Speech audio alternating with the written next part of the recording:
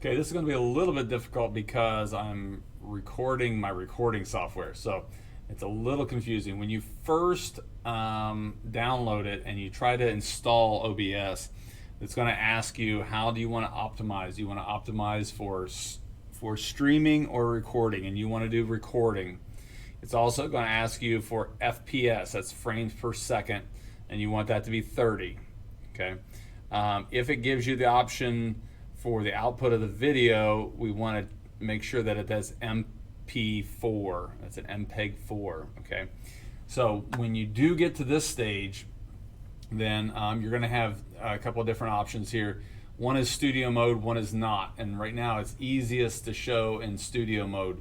If I take studio mode off, then I just have one screen, and maybe it's a little simpler, but for this it's going to give me a screen that's really confusing for you to view.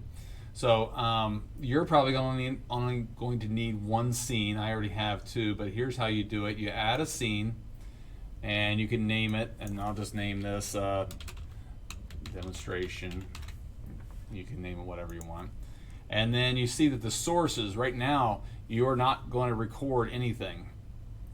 We have to go to sources, and then I would go to add and display capture. Display capture is basically capturing this whole scene.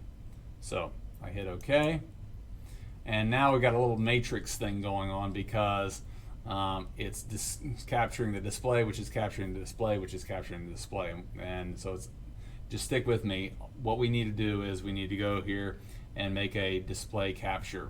Then it's going to say, probably if you only have one monitor, you're only going to have one choice. I have two monitors, so I could choose either monitor. I'm going to stick with this one. Then I hit OK.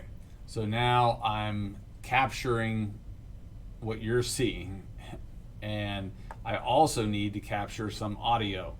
So I need to go to plus sign, and I want to have audio input.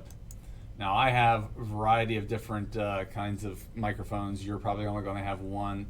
You may have to go create new, and then you'll select the device. So I have 3 different microphones. So I'm going to choose my Yeti. You probably are just going to have one option. So I'm going to choose that. Now you can start to see down here in the bottom that I have some audio, and it's not peaking. If when I'm talking, the audio is going clear up in here into the red, and if let me get my audio. So now you see I'm going way red, and that's going to make cracks and bad things. So we want to just reduce the input so that we're right in the green, maybe spike a little bit into the yellow, but that's all we want to do. Okay, so then we would want to go, and I'm recording, so it's hard to stop recording when I'm trying to record for you. But if I go to settings, this is what you need to check out here, specifically output.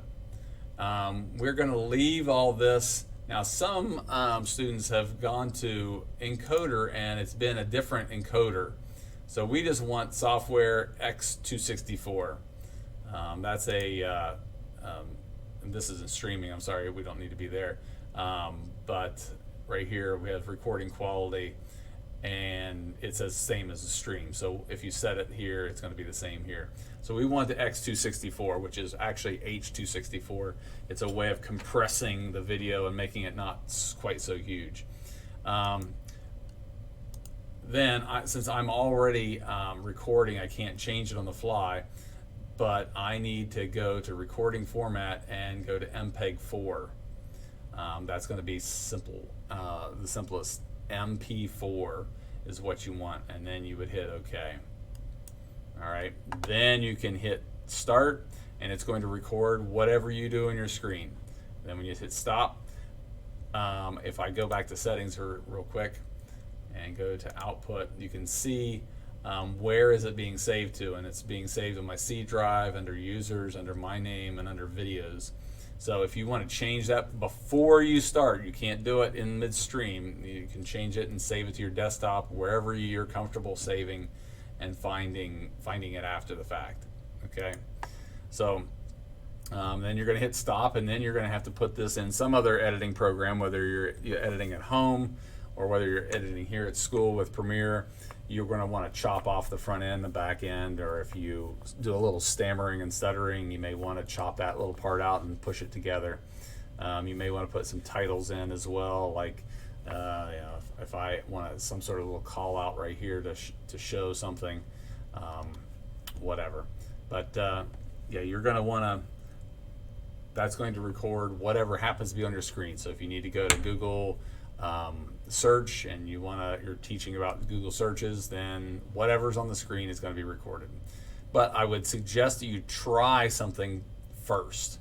I want you to try just 10 or 15 seconds to see if it's recording what you think it's recording. Okay, so hopefully that helps.